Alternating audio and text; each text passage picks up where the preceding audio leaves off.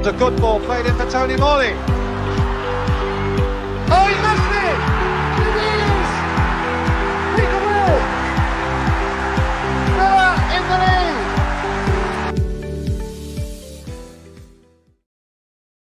Hello, Aston Villa fans, and welcome to the Villa Forever podcast. I am your host, Chad Williams. Please subscribe and give this video the thumbs up. Make sure to smash the likes. And I'm halfway to 2k, so you can help me on the road to 2k. I'm joined by my Monday show regular, Aaron Thornton, who is the host of the Football Brief. This is the Avfc Weekly Recap, your weekly dose of Aston Villa news and headlines. Aston Villa get a season-defining away victory at the Vitality Stadium.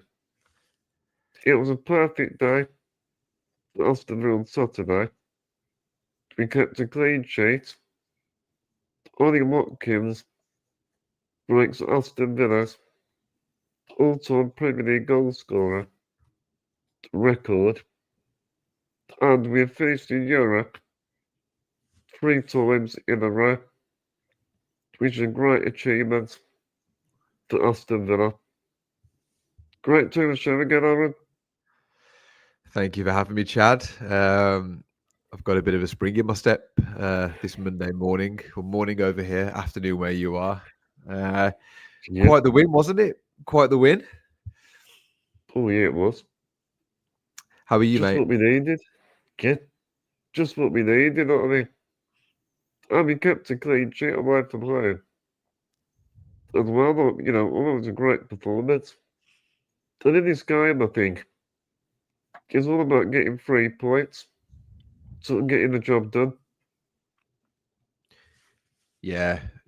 I think you nailed it when you were doing the intro. It was certainly a season-defining performance, season-defining game.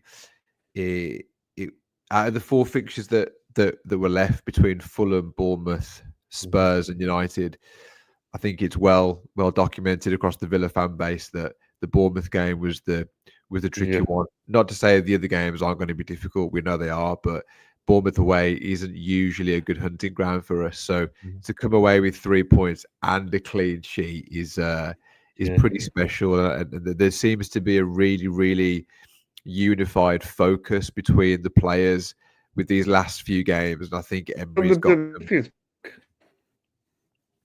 The belief's all back. Yeah. And every player they're stepping up and stepped up on Saturday, and they really took to the stage well. And I think it gives everybody a lift and confidence going into the final 2 games now, doesn't it? Yeah, it gives a real fighting chance, and also it's a good result with Nottingham Forest drawing to Leicester 2-2. I thought that was a good result for Villa. Super Leicester out of nowhere. I know Leicester and Southampton. To be fair, I mean, I know Man City. I don't class Man City as a team that we're going to poor Man City. But they're going to get. But they've sort of got dragged back into it because of Southampton. Yeah. So the 2 relegated teams have really come through. But buzzing with that Leicester result, I was really, really, really happy. And results seem to have gone our way as well this weekend. So we now just need to win our games. We just need to win the last 2 games. And Chelsea. We need Chelsea to drop points. More than they dropped against Newcastle. I don't want to jinx anything, but the wheels look like they may be coming off slightly, because I don't know if you saw the game and Nicholas Jackson got sent off. So he's now out for the season. That's good news for us. Good news for us, yeah. Forest, their owner, came onto the pitch and started giving Nuno a mouthful, which doesn't look great. So, we're just quietly going about our business, sort of creeping up there, and the other team seem to be having a bit of a meltdown. So, look, we do have experience when it comes to these sort of end of the season run-ins. You know, you never write off an Yeah. Unai Emery end of season running team. So really good weekend, mate, and the performance from players was phenomenal. So I'm sure we'll touch on certain players, but just a really Yeah. good game. But what it is, the remaining games, we've got to focus on our job. Ignore what's going around us. Just do our job. Get 6 points. Exactly that, Chad. We just need to focus on what we're doing and just focus on our games. And you know, as long as we win our games and we play our part, then you know the rest will sort itself out. And I do really believe that if we get these 2 wins, you know, we do now stand a good chance with the teams like Forest and Chelsea dropping points, and the fixtures that they've got coming up. You know, they're tricky, Yeah. as are ours. You know, ours are tricky as well, but with the momentum that we've got right now, I back us. I really do back us. Get over all those fixtures. We're not Bournemouth game. Was the toughest test. And I think Spurs and Man United are both beatable. Obviously, they got beat at the weekend. Both of those teams. And having very poor seasons in the Premier League. So they're going to eye on the Europa League instead. Exactly right, Chad. Yeah, they are. And for me, it's the United game that I do worry about. And I know Bournemouth was the one that we've all sort of earmarked, but there's Yeah. something about United away or just Man United in general that we do find ourselves coming a bit stuck sometimes. So I do think we'll dispatch Tottenham. I don't know how it's going to be, but I do think we'll get over the line with them. But then the Man United game, I think if we can beat Tottenham and we go into that final game of the season, you know, we'll see how the other results go. Oh, yeah. But if we've got something to play for and it's in our hands, then you know I believe that we can go and do a job at United. But just to be in this position with the 2 games left is a real big testament to the players and Unai Emery, because it's been a real big season with lots of different Yeah. competitions, injuries, and the fact that we're still in the hunt for Champions League is really special. So you know, really good group of players, and hat goes off Yeah. to all of them, regardless of what happens. To be honest, Whatever happens, we're going to be in a European competition. Just a question which one we can get. Champions League is what we all want. yeah, But if not, you know, it might be Europa League. But, you know, that's not bad still, I don't think. 3 seasons in a row. It's amazing that, you know, that Emery's done up to Villa, really. Consistently finishing Europe. It's what he does, isn't it? It's what Mr. Emery does. And yeah, good point again, Chad. It's 3 seasons in a row now that we're in Europe, and I think there's a stat going around that we're the first club outside the Big Six to do that consecutively 3 years in a row since 2009-10, which was also us. So it's a good stat to have. And look, you're right. I think we all want Champions League. We're so close. We've had a taste of it. So we'd all be lying if we say we Won it did. again. If we don't get Yeah. it, there will 100% be an air of disappointment, and not with the players. Just Of course there we're will be, yeah. so close that we Oh, could have had sure. it. But I think once Yeah. the dust settles, if that was the case, Europa League really isn't a bad competition. But I'm trying to my mindset is on Champions Champions League. League. So, but you are right. I think Well, either I way, did see it. Actually. Do you see that stat? Well, you know, on the 34%. Well, you know, no, but we got a chance to get in Champions League. yeah, we Yeah, jumped. yeah. We jumped in. We weren't we like 11% before the weekend or something, and then because of how the results have The gone, chances increased. it's increased. So look, let them write us off. Just let them write us off. We'll just go about our business as we do, and Yeah. we'll be the ones once we're there, and everyone's looking around like, wait, where did they come from? You know, we know what we are. We know what we can do. Yeah. And Man United, they're not the team that old anymore. So if we're at our best, we can beat anyone as long as we play to our best. Yeah, I think. Excuse me. I think we have a lot more to play for. Look, they've got their mind focused on a final. Of course, they have, but they're still going to be dangerous. But there's something about the players when I looked at, in particular, when I looked at Onana's performance on the weekend Yeah. and the way he was just an absolute colossus driving. Oh, physically He strong. Yeah, he sort of epitomised the whole team spirit, I feel, and they're all unified in that goal of getting Champions League. So I do think at the minute, Yeah. Spurs, United, they will just look to them and will not fear them. Like you said, Man United aren't the Man United of old, and I do think that Yeah. because we've got such a big reward if we win these games, I think the players are so focused that I do think we'll get over the line. But it's going to be tricky. It is going to be tricky, but I think we'll do it. So what's your main verdict on the Bournemouth game? Say that again, sorry, Chad. And what's your main verdict? My main verdict was Thank you. um, I was just buzzing. I was overwhelmed with the win. It for me it was, if we win that game, then we really, really do increase our chances of winning the other games. I think that one was a bit of a banana skin, and Mhm. I think because we won it in such a way of sort of using steel, a bit of tenacity, we had to battle. That just shows me that the players are up for this fight, and so that's my verdict really. That I just feel that this team is unified and solid, and you'd be a fool to write us off. I was very, very pleased with the win, mate. Very, very pleased. Like, I mean, I'm still buzzing Yeah. today. It just makes everything a lot better, doesn't it? A lot brighter. So yeah, what about you? That game, we battled really well. And we kept our focus for 90 minutes. Which all right. And I mean, in the game, we sort of grew into it more as the game went on. Yeah, And I'd say that Amadi Manana, for me, he was the best player on the pitch. He really used his physical strength. He's a real powerhouse. Do you know what he like to do those good bursts forward? yeah. Do you know with Onana, I have to say, like since he's come into the club, he's been an absolute breath of fresh air because he's got this presence about him on and off the pitch. I know the Villa social media team posted him, I think, dropping signed Villa shirts around to the community, just knocking on people's houses. Yeah. He really, really He's a connects with the nice guy. fans. Yeah, he seems like a nice guy. He's an absolute unit.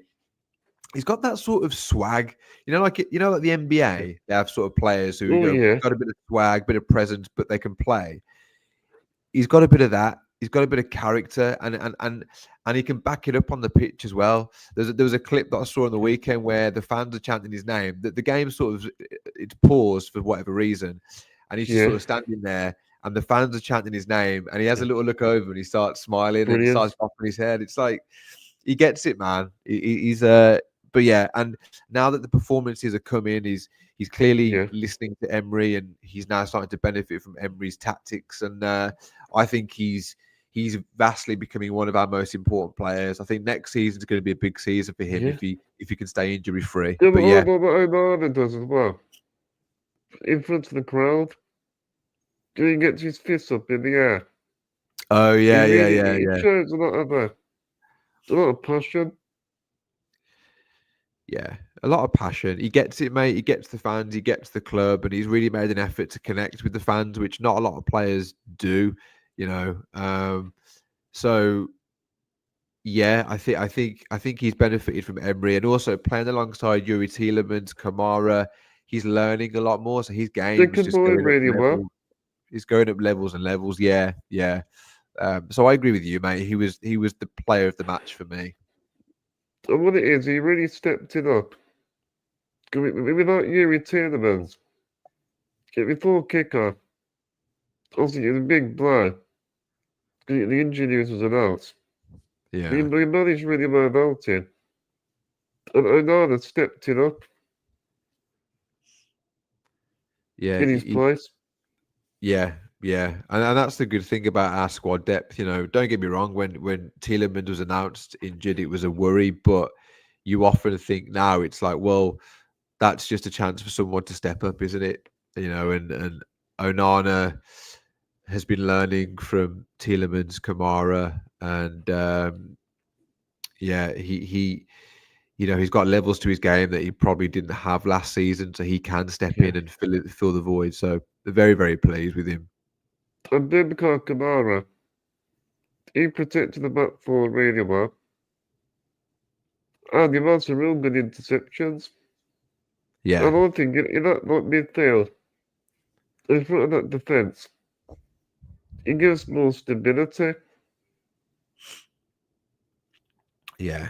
Well, it's like when we were speaking to the French expert before the Monaco game, I want to say. Yeah, I think Monaco, that's it, yeah. And he told us about Kamara's past as a centre back. So, when it comes to him covering, shielding that back four, he sort of gets it defensively. He's got that like defensive mind, hasn't he? So, which helps when you're sort of trying to help the back four. So I think he naturally can sort of slot into that role. And look, he's a very, very essential cog in our sort of machine. He is. So, I mean, Steven Gerrard, yeah, he's solid in. it's the one good thing he The did, only wasn't good it? thing he did. Yeah. Yeah. But he needs to. Hopefully, he signed his contract. I'm hearing that there's a nice contract on the table waiting for him. But I think All right. I don't know if he's waiting to see if we get Champions League. I know there's a lot of interest in him, so I think it's going to be an interesting summer. Hopefully, he signs because I think we'd struggle to replace him. But that's what I've sort of read up. Don't know how true these things are, do you, sometimes? But that's what I'm hearing. Also, in this guy, Marco Asensio, he was a lot better this time. Yeah. From the start, he has been struggling starting games, Asensio. But in this game, he looked back to himself. He looked more with his creativity. But he made some good touches, and he nearly scored.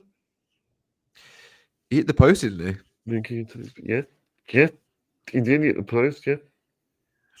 Yeah, Asensio. Look, I like him. He's an honest player.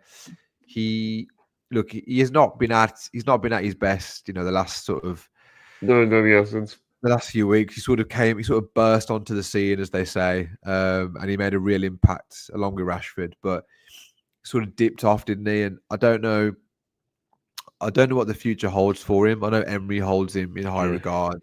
There's certainly a player there. Yeah, exactly. Enough.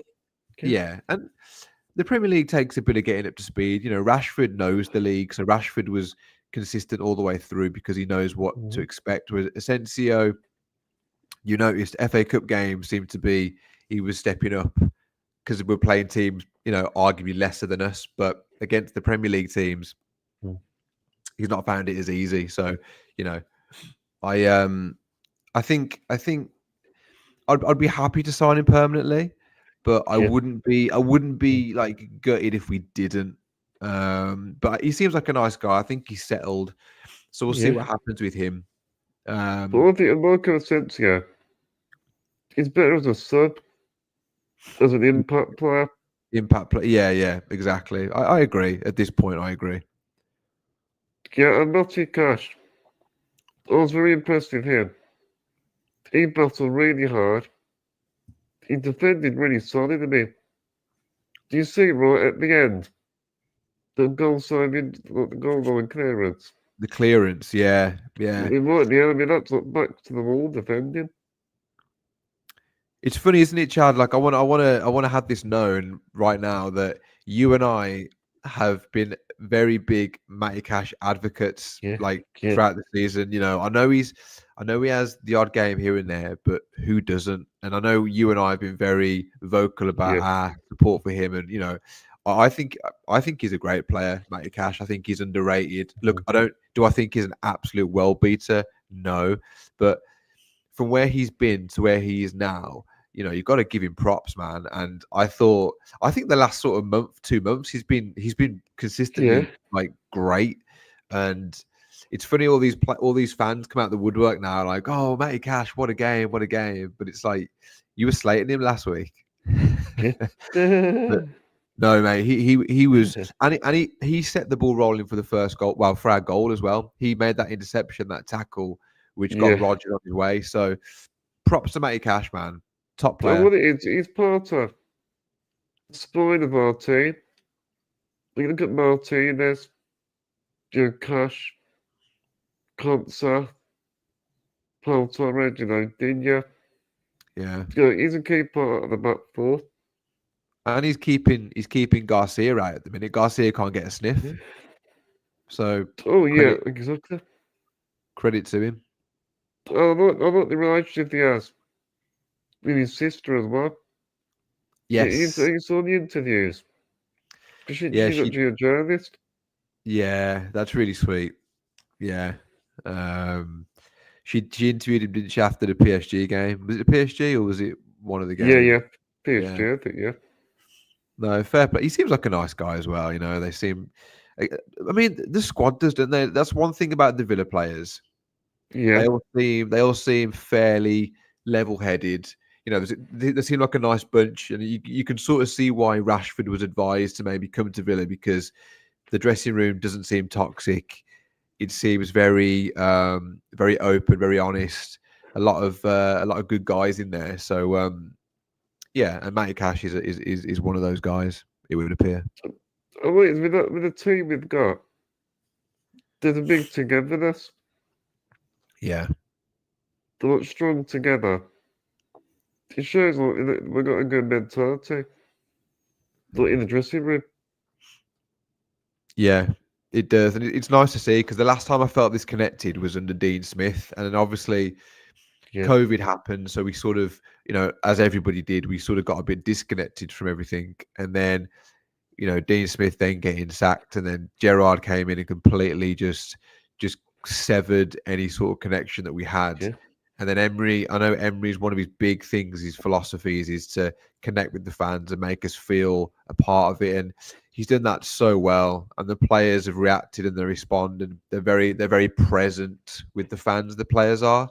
So yeah, it's just a great time, mate. Regardless of what happens, we are very, very fortunate and lucky to have players at the club like ours. And going back to the game, there are a lot of free kicks in the game. There are a lot of fouls. Yeah. But we utilise that to our advantage in some of the game, I think. What do you make of Jacob Ramsey? Getting sent off at the end? Yeah, I mean, like I said before, I had to catch up on it, and I saw the two incidents. Look, the first one, look, you run the risk, don't you? As soon as you start putting your face in a player's face, like I know he was annoyed. I don't know if it's because he's been injured before and he's just getting a bit frustrated. It wasn't a great challenge, but his reaction, it can be a yellow card. It warranted it, so that was a bit silly. But I understand why he got annoyed to an extent. And then the second one was nothing really. But you run the risk. It's just a bit clumsy, really. It's nothing malicious. It's nothing crazy. It's just a bit silly, but it can easily happen in the heat of the moment. And I think what clarified it was Iriola, the Bournemouth manager, came out after and said, I was right by it for the second one. It wasn't a yellow, but you run that risk, mate. So I sort of, it could, I think could have been, could not have been, but you run that risk if you've been a bit silly. So that's sort of how I saw it. think you're walking a tightrope. Exactly. Once you get one, you get sent off. But the first what did you make of it? Well, the first one was okay. The second one, he lost control of himself. He just bad decision making. Yeah. I mean, he looked like he was getting frustrated. Yeah. But the big thing is, at least, he's not one of the other players. No disrespect to Ramsey, but it's good job maybe not Watkins got sent off. I know what you mean. It could have been worse. Yeah. And it wasn't a straight red, which would have been annoying. Yeah. I saw a stat actually, Chad. It was over the 2 games this season, I think between Bournemouth and Villa, I think it was something like there was 20 or 21 yellow cards, and was it 1 red or 2 reds? Either way, it's the most cards dished out in a fixture like Well, that's ever. interesting. Yeah, over I 2 didn't games. realise. Yeah, it's something crazy. I'll have to try and find it, but it was Yeah. like so clearly, and I wouldn't say that the teams are feisty. There's just a lot of little clips here and there against each other, a few little niggles here and there, and Oh yeah. but I'm glad we didn't. I mean, Yeah. that could have cost us the sending off. It could Really have, could yeah. have cost us. So we were just we had to keep focused. So I'm glad we managed to keep it that way. But I tell Ramsey, you what, hopefully, it was nervy, yeah. but nervy at the end.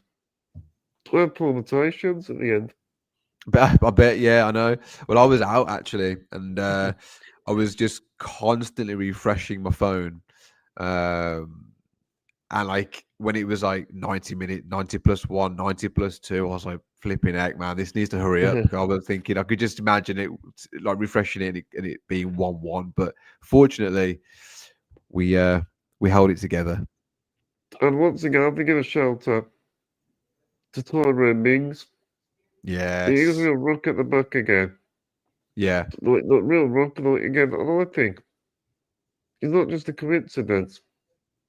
When we keep clean sheets, they're more solid defensively in Mings. It just shows you. Yeah.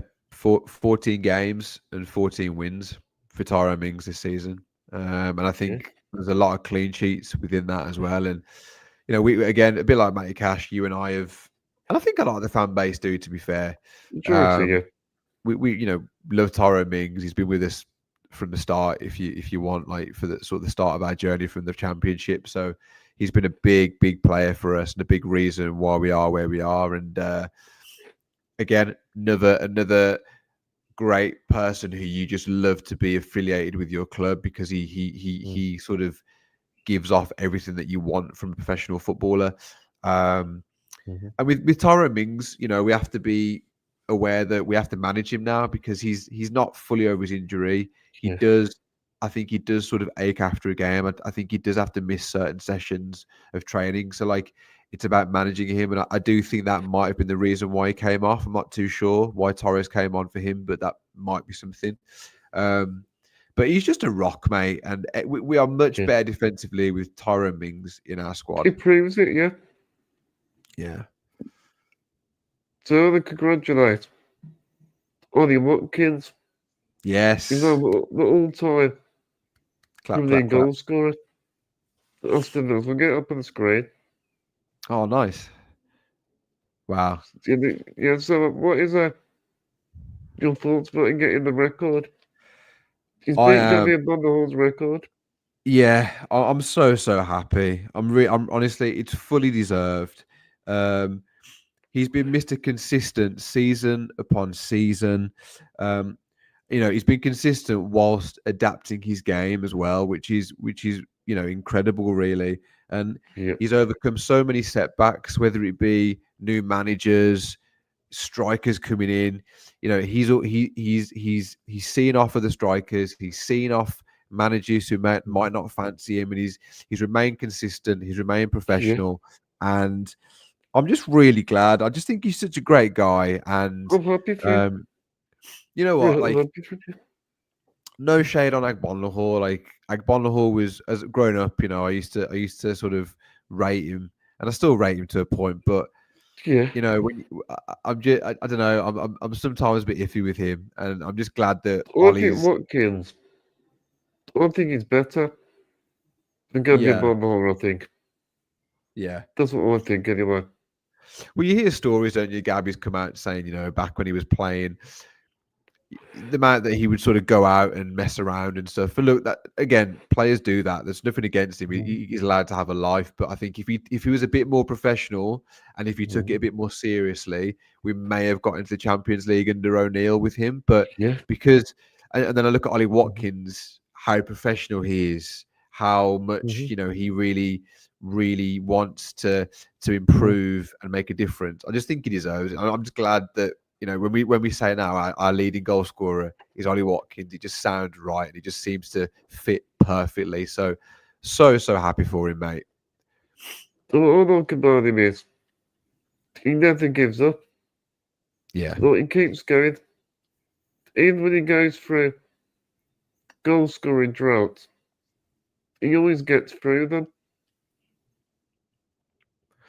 Yeah, and do you know as well, like what I love about him? He's already. I mean, hopefully, I really want him to stay. Like, if he goes, I'll be absolutely gutted. But he's already said, his next target is 100 Yeah. Premier League goals, and obviously he can get that with another club. But wouldn't it be great if he was 100 Premier League goals with Villa? That's quite a record. Then that is, and he really sets that bar high.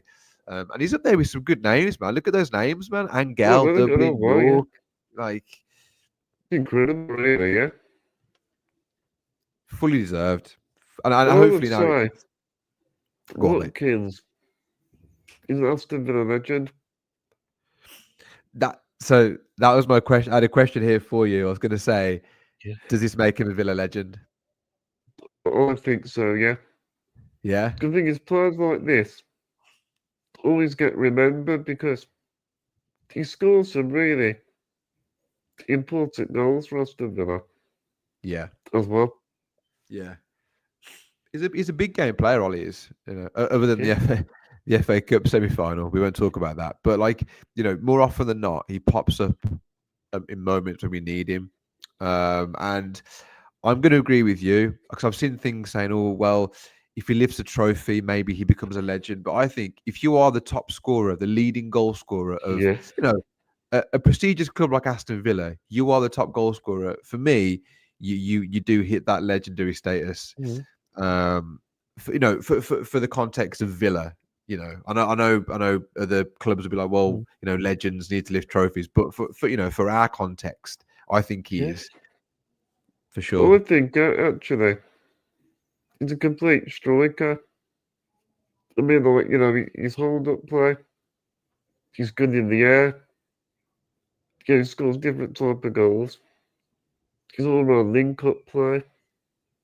And I think as well, Aaron, the work without the ball. Yeah. Even when you don't score, he's always in those areas. Yeah. Where he needs to be. Spot on. I couldn't have said it better myself, mate. Yeah. You think about, like even if he doesn't score, there's a good chance that he was involved in the build-up somehow, whether it's dragging a player out to make space, whether it's assisting, whether it's running the channel. Like, he really is an all-rounder. And, hopefully now that weight's off his shoulders. So he then sort of the last two games just goes on and just, scores a hatful more because there's that pressure's off now. So you might feel a bit more free. So yeah, I'm just very, very happy for him, and like you say, it's fully deserved. Fully deserved. He always works really hard, and also Emery, he's learned so much from him. And one thing is, made Watkins, he's got it to that next level. The England squad, Champions League as well. That's another great point. Yeah, I think what Emery did, which was very good from him, was straight from the off. Was like, because if you remember, it was Danny Ings and Watkins. Can they play together? But right from the start, Emery came in and said, "Watkins, you're my guy. It's you I want." And again, no shade on Danny Ings. It just unfortunately, Watkins is the better striker. So Emery wanted to work with him, mold him, and we've seen Watkins come on leaps and bounds. And like you just touched upon then, the England. Think about that England game last summer, that massive game. We got us to the final. Oh yeah. Against Croatia. Like, he really had. Yeah, he stepped up a lot, and hopefully there's more to come. I just don't want him to leave. I know there's a lot of chatter and talk and PSR this and all that, but if we can hold on to Ollie Watkins, we'll be a better team for it. So I think with Watkins, there's a lot to thank to his manager. Yeah, It's not about everything, like he's improved so many players, but Watkins, he developed his game, yeah. completely developed him. Well, yeah, he's developed him. So and I'm sure, Ollie being Ollie, the nice guy, I'm sure he'll probably thank every manager that he's had in some capacity because everyone's yeah. probably had an influence on him. And it's testament to his mental strength because he's come out recently saying, "I don't want to be on the bench. I was frustrated that I was left out of PSG game. I was frustrated that I've not started so many games." And for him to say that, but then still come on in games, like think about Southampton, that goal he scored, and to still come on and make an impact and keep a smile on his face. It just shows the mentality that he's got, and he has an elite mentality, and you wouldn't have just got that overnight. A big thanks to Emery, a big thanks to Dean Smith, in his Brentford days as well as the Villa days.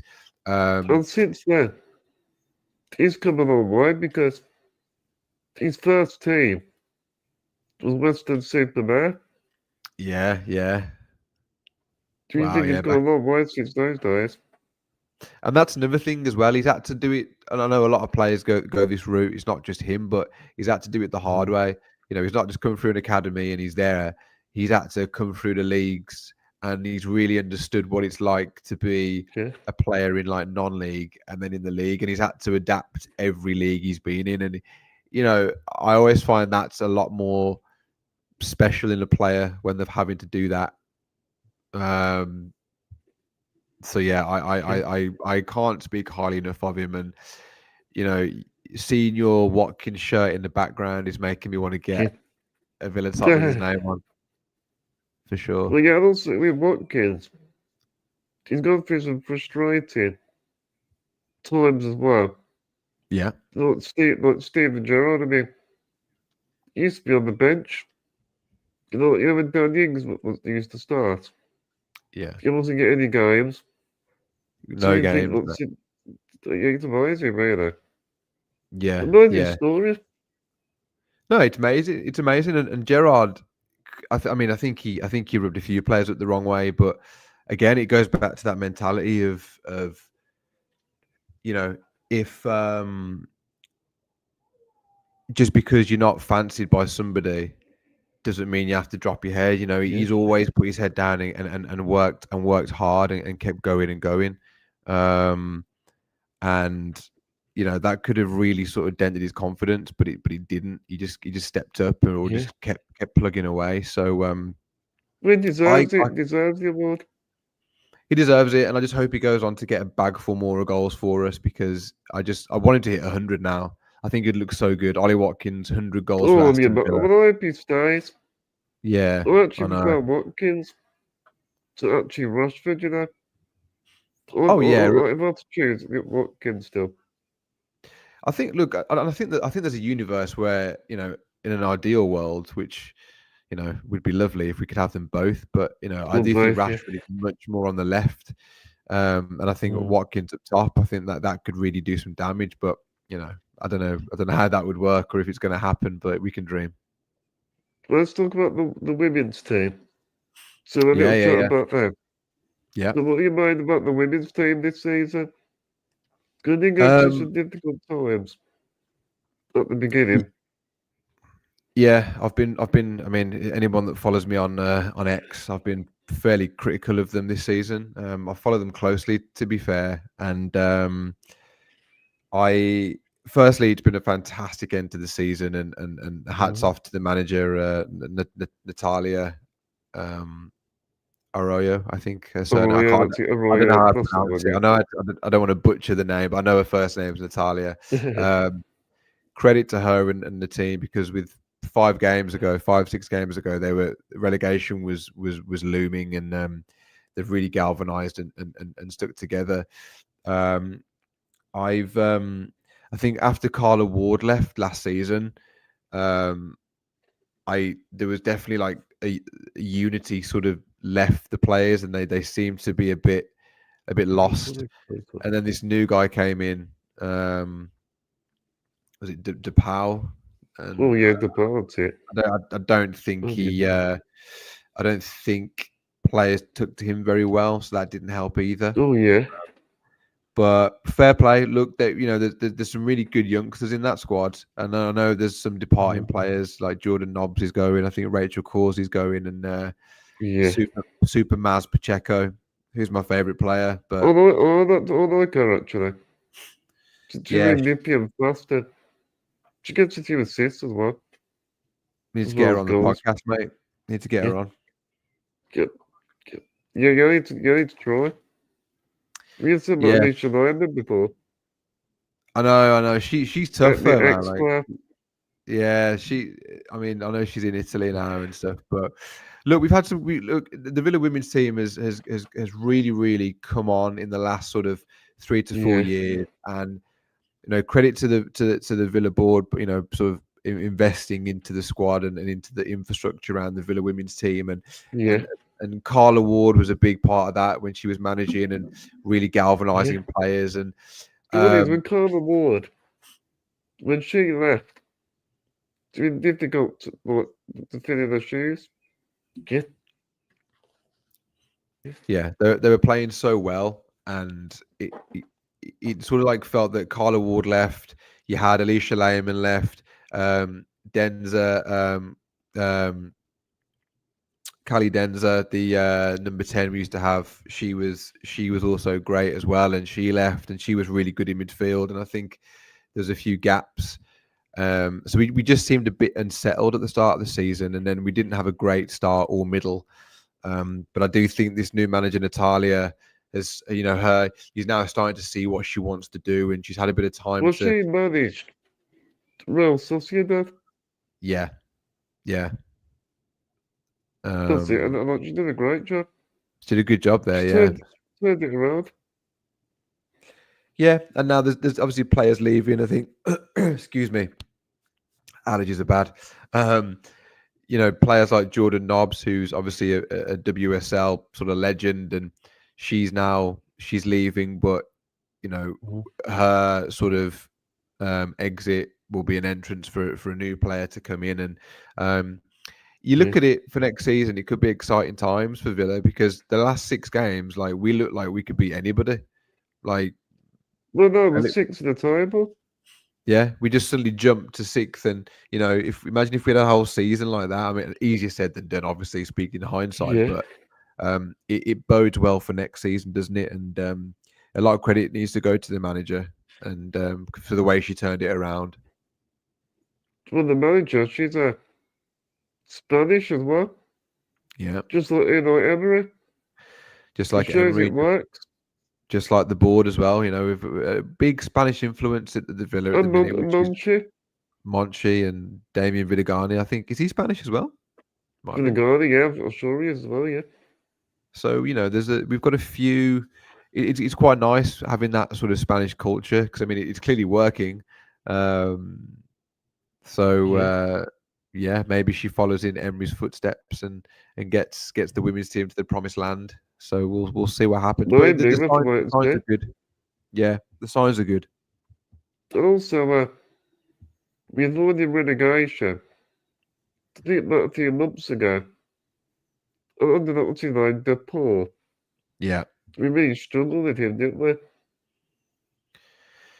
He just seemed a bit flaky, didn't he? Like, when I hear his interviews and stuff, and just sort of seeing his presence, he didn't seem to give off anything. And I think the women in the changing room, I don't know whether they just didn't connect with him or didn't buy into what he wanted to do, but there seemed to be some sort of disconnect somewhere.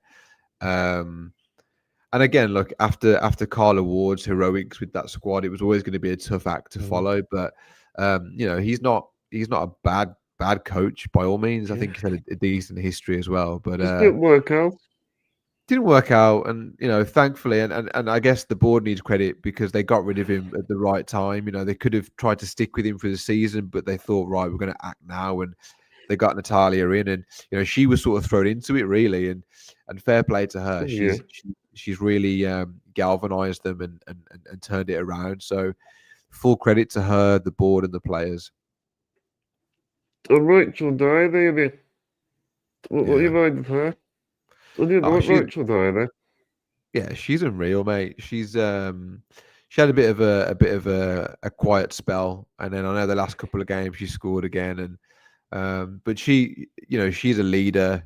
She's somebody who wants to win. Clearly, you can see that, and I think keeping her next season, having a good, because we've got, like I say, we've got some good youngsters coming through. Like Ebony Salmon's great. We've got Kirsty Hansen as well as another great winger. If we have a good blend of sort of young and older players, I think we can really do things next season. But Rachel Daly is a really good advocate for sure. And Yara, she's given the solid more belief. But she's getting the best out of the players since she come in. So I think she's the right manager to take the women's team forward. I do, and I wasn't saying that. I don't know, 5-6 weeks ago. I was having a few heated. I say heated. I was having a bit of discussion with a couple of people on Twitter because I made a couple of comments. Nothing negative. Well, it was a bit negative. I was just saying, I sort of judge the women's team as I would the men's team. I sort of, if something's not right or something looks a bit off, I'll say it. And I said, look, I hope they prove me wrong. I don't want to. I just kept. I was talking about the culture and the lack of consistency. And look, I'm eating my words now because they've turned it around, and which I'm glad. I'm glad I am. And so. Yeah, fair play. Just got to keep at it now. Get a good pre-season and then go again next season and see what happens. Get some good players in. Two more questions. Yeah. So 2 more points. Do you think Aston Villa will beat Tottenham and Man United? Yes and yes. Look from the start of these 4 games from Fulham, from the start before the Fulham game, and we were talking, and the mentality always has to be we're going to win, and it's not an arrogance. It's just because if we believe it, I feel like we'll manifest it. Yeah, so we have to win. So look, Spurs, I do think will win. It's going to be tricky. The banana skin for me is Man United away. That's a tricky game just because of our history there. Old Trafford, yeah. Regardless of Europa League finals and stuff, you've got to approach every game the same. So I do think we'll win, but it's not going to be straightforward like some people are making out, in my opinion. It won't be easy. What do you think? I think we should win both. Look at the way they played in the previous games. They can both have defeats. Yeah. So on the back of defeats, I think. Yeah. So I think we've got a good chance. As long as we play to our best. Definitely. We can beat anybody.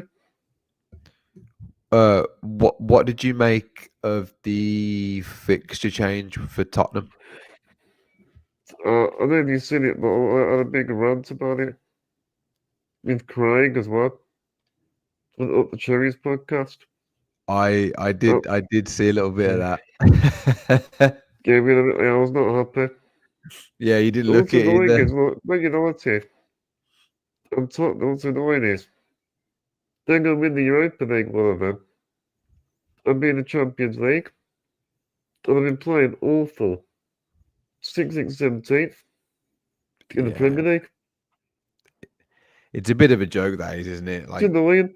They don't, and I'm not just saying it because of who they are. Like they really don't deserve that. But then I guess if we were in that position, we would obviously, as your own fan base, we'd be buzzing with it. But it's frustrating because they've been awful.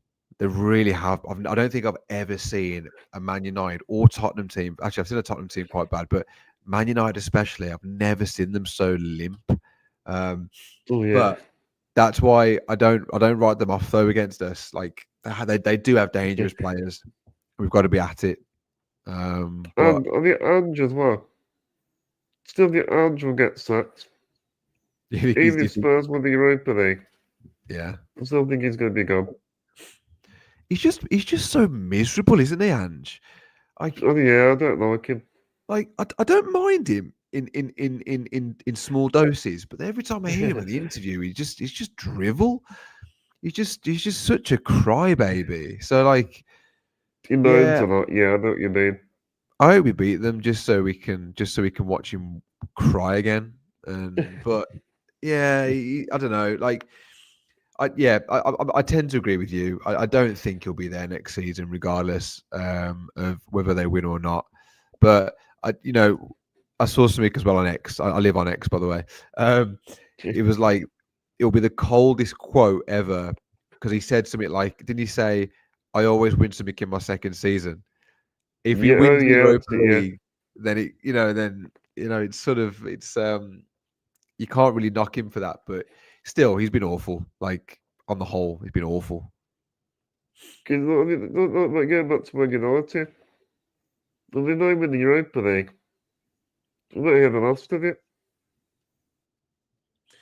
I don't know, because some Man United fans, their bar's so high. And look, obviously, winning the Europa League is an amazing feat for any club. Really, it's a good competition to win. But I think a lot of Man United fans see the bigger picture, and whilst they can have sort of a moment in the sun with the Europa League, I do think a lot of them are quite fearful of what's going to happen next season, because Amrin, as it stands, looks very much out of his depth. Now, I know it's not his squad, and I know he wanted to come in end of the season, so he sort of got thrown in. But from what I've seen, I've not been impressed with him, really, if I'm being honest.